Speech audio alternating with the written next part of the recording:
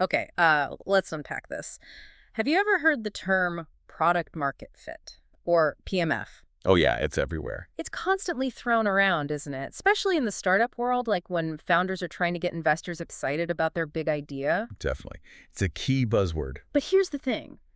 There seems to be this pervasive misconception about what PMF actually is. Mhm. And that misunderstanding, well, it seems like it's derailing countless promising ventures. So many founders think, achieving PMF is simply about having a product that solves a problem. Just solves the problem, yeah. But our sources, they're crystal clear. I Yeah. think it's really just scratching the surface. It really is. The true definition of product market fit, it actually goes far deeper than just basic problem solving. Okay. So based on the insights we've gathered for this deep dive, you've really achieved PMF when your product becomes the only solution customers truly need. The only solution. That's a high bar. It is. It's not just that they prefer your brand over competitors. It's more like they absolutely refuse to settle for any other alternatives. Mhm. Your product isn't just good. It's indispensable. Indispensable. Okay, that's the key word right there. And you can bet investors are looking for exactly that level of, well, necessity. Absolutely. That's the signal they want. So our deep dive today, it's really all about the common, sometimes pretty surprising mistakes founders make when they're trying to demonstrate this crucial product market fit in their pitches. Right.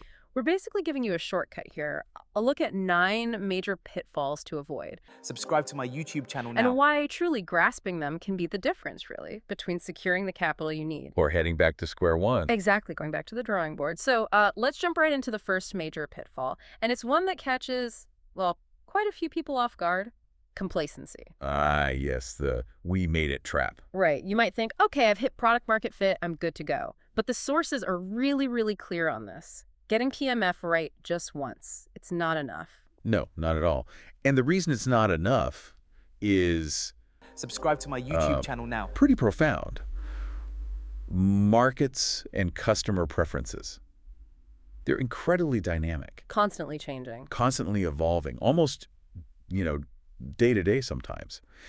What works today might be completely irrelevant tomorrow if, say, a competitor introduces better features. Or something totally disruptive pops up. Exactly. Or if a disruptive new concept emerges in your sector. I mean, think of companies like Kodak. They arguably had like the ultimate PMF in film, right? Or sure, dominant. But their complacency, especially with the whole digital disruption, it proved. Subscribe to my YouTube channel now. Or consider how quickly a once dominant social media platform can just lose ground if it stops innovating for its core users. Yeah, we've seen that happen. And you also think about changing pricing structures. Your product might justify a higher price now, but customers will only pay that as long as it offers adequate value in a changing landscape. So you can't just rest on your laurels. Absolutely not.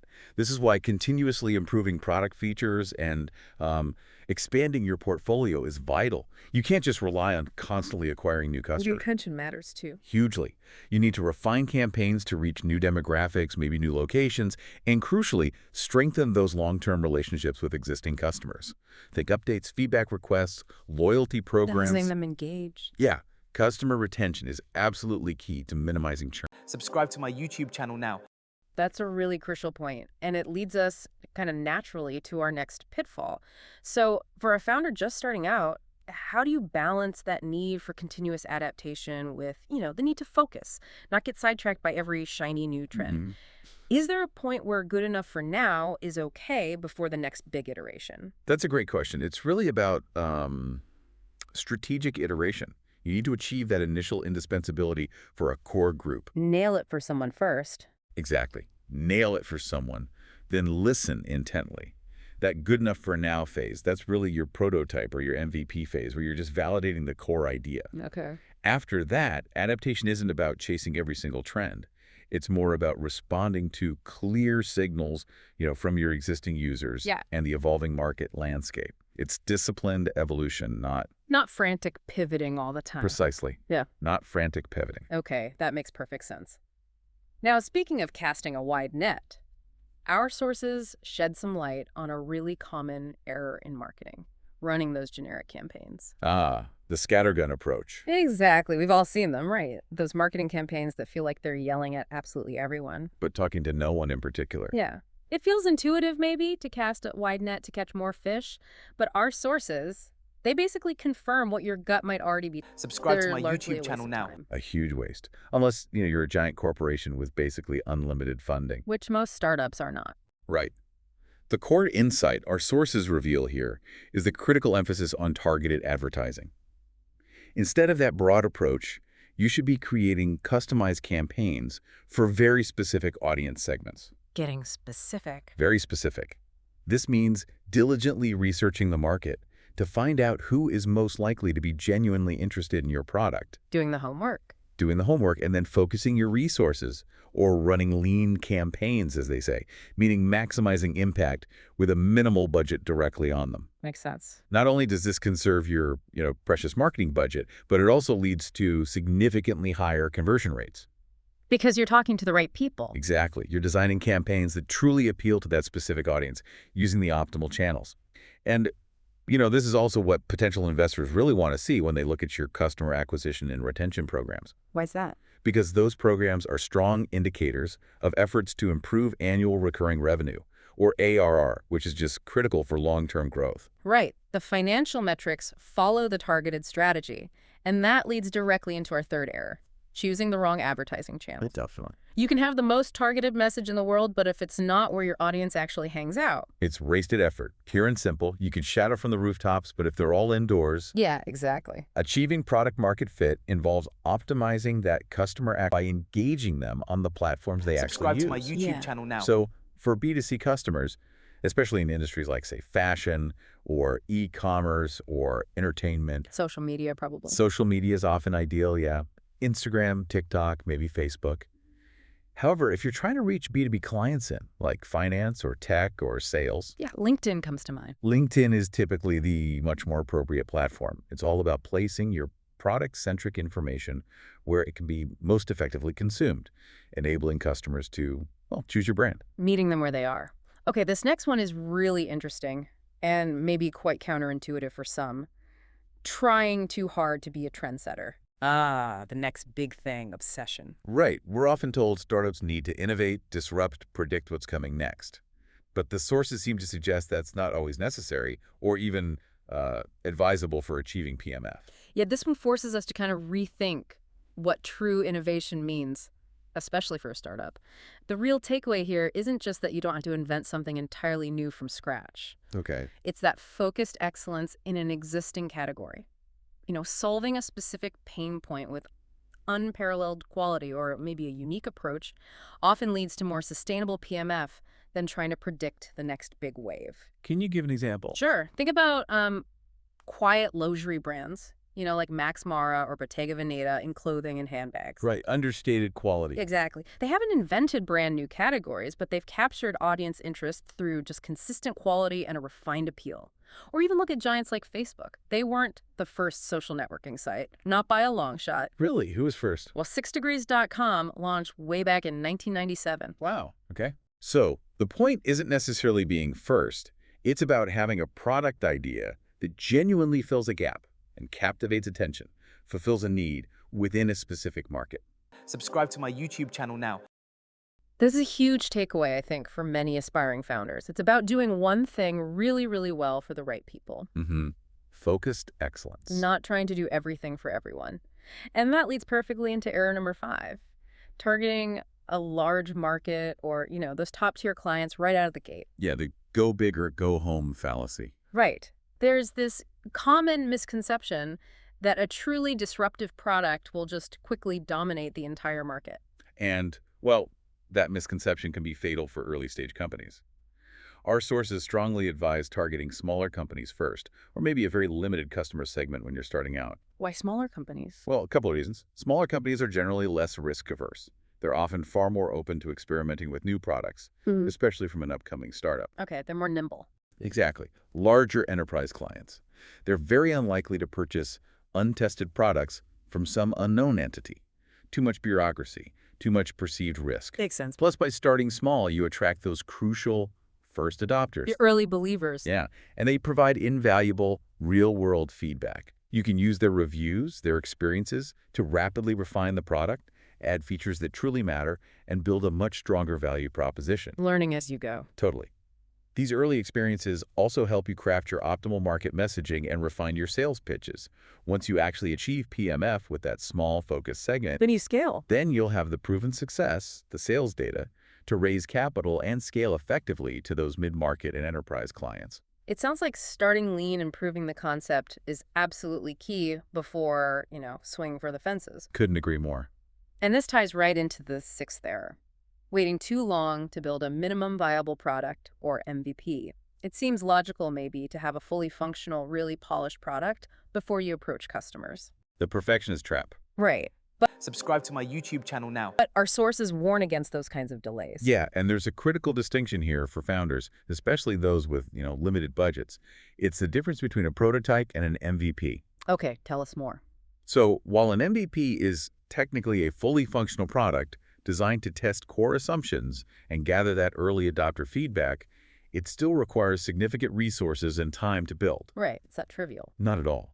The mistake founders often make is getting bogged down in MVP development without even validating the most basic idea first. So what's the recommendation? The recommendation is actually to start with a prototype instead. A prototype? Yeah. Like simpler than an MVP? Much simpler. This is a basic, bare minimum version. Maybe it's just a clickable demo or a detailed mock-up or even a simple landing page, something that just tests the idea's appeal, the design, the core functionality using really low-cost materials. Testing the idea first. Exactly. You test the prototype for marketability. If customers show interest, if they engage, then you can invest in iterating towards a more advanced version or a full MVP. And if they don't? If not, you scrap the idea, learn from it, and move on. You've saved significant resources and time. That's a really crucial distinction, especially, like you said, for bootstrapped startups. You're basically testing the water temperature before jumping in. Precisely. Dip your toe in first. And speaking of pouring resources in, mistake number 7 is investing heavily in adding advanced features to a product that's just not performing. Throwing good money after bad. Yeah, it's that kind of desperate hope, isn't it? That if you just add one more thing, that killer feature, it'll magically click. It rarely does. This Yeah. highlights a really common trap, believing that more features automatically equate to success, or that they can somehow fix a fundamental lack of demand. But they can't. Not usually. The core message here is that adding extra bells and whistles won't achieve PMF if the basic version isn't already desired by someone. Customers will only buy the product if it's built around, say, a real shift in technology, or if it solves a meaningful, deeply felt problem they actually care about. So the foundation has to be solid. Absolutely. The focus should be on identifying those fundamental buyers with the right marketing and advertising before pouring resources into improvements that just won't move the needle if the core offering isn't solid. You simply can't polish a product nobody wants in its basic form. That's a powerful, maybe painful distinction for some founders. Subscribe to my YouTube channel now. Okay, now for the final 2 pitfalls. These are more related to internal operations, and they're often overlooked, I think, in the startup hustle. Very true. Easy to ignore when you're busy building. Error number 8, not coordinating the design and marketing teams. Oh, this is a big one. This is where internal silos become a really significant problem. How so? Well, often what happens is design teams build the product based on their perception of PMF. What they think customers want. Exactly. And then marketing is just tasked with selling it as is. Sometimes it feels like they're forcing a square peg into a round hole. That sounds inefficient. It's a significant mistake. Yeah. Marketing teams are essentially your customer-facing eyes and ears, right? They understand buyer needs, competitor offerings, emerging trends, often in real time. They have the market intel. They do. And they need to work really closely with design, providing crucial, actionable data about, changing industry dynamics, trends, future buyer preferences. So design needs that feedback loop. Immediately. That data must be immediately available to the product management team so they can adapt the design accordingly. You just cannot allow these departments to operate in silos. Subscribe to my YouTube channel now. Close, continuous coordination is absolutely essential for true product market fit. Okay, no silos between design and marketing. And this coordination, it extends directly to sales too, doesn't it? Which brings us nicely to the 9th and final error, not aligning the product design and sales teams. Yes, another critical link. Sales are the ones directly interacting with customers every single day. On the front lines. Precisely. Sales personnel are right there. providing after-sales service, addressing complaints, giving product demos, nurturing leads. Getting direct feedback. But most importantly, yes, they gather invaluable first-hand data about customer satisfaction, pain points, and how the product actually performs in the real world. Gold dust for product development. Absolutely. This data is indispensable for both designing products better and for selling them more effectively. Your design and marketing team simply must rely heavily on the sales team's feedback and experiences to ensure optimal product-market fit. So everyone needs to be talking constantly. Constantly. And investors, when they're examining your PMS strategy, they absolutely want to see that all departments, design, marketing, sales, are operating in sync. Failing to present that coordinated game plan is a very common error in pitches that just signals internal dysfunction. A big red flag for investors, I imagine. Huge red flag. So if we kind of synthesize the overarching message of this whole deep dive. Yeah, let's pull it together. What really stands out is that product market fit, it's far from being just a one-and-done checkbox you tick off a list. It's not static. Not at all. It's a consistent, dynamic, and really ever-evolving process. It demands continuous upgrading of products and services to match those changing buyer needs. Staying relevant. Exactly. And crucially, it requires staying, maybe 5 steps ahead of the competition, anticipating shifts, rather than just reacting to them. Okay, so what does this all mean for you listening in, whether you're actually launching a product or maybe just trying to understand these market dynamics better? Yeah, what's the takeaway? Well, it seems like success isn't just about having a brilliant idea.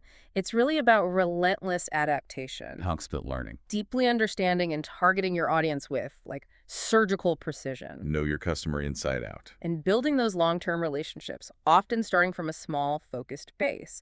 And perhaps Subscribe to my YouTube channel now.